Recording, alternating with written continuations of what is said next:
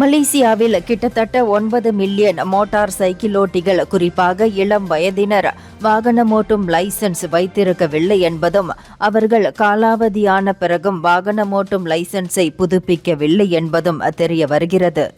வாகன விபத்து திருட்டு சம்பவங்களை குறைக்கும் மன்றத்தின் ஒருங்கிணைப்பாளர் மாஸ்தினா அப்துல் ஹமீத் இந்த தகவலை வெளியிட்டிருக்கிறார். கிட்டத்தட்ட 90 லட்சம் பேர் லைசென்ஸ் இன்றி மோட்டார் சைக்கிள் செலுத்துவது மிகவும் கவலை அளிக்கிறது.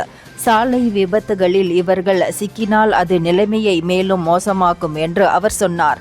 ஏனெனில் மோட்டார் சைக்கிளை செலுத்துவது தொடர்பில் இவர்கள் அதிகாரப்பூர்வ பயிற்சியை பெற்றிருக்கவில்லை. சாலை விதிமுறைகளை கடைபிடிப்பது, பாதுகாப்பு அம்சங்கள் ஆகியவை தொடர்பிலும் இவர்கள் முறையான பயிற்சியை பெற்றிருக்கவில்லை என்றும் அவர் சொன்னார்.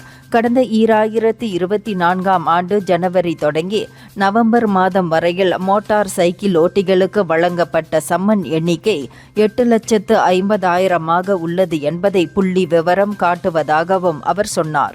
இந்தியர்களின் இதய குரல் மக்களோசை.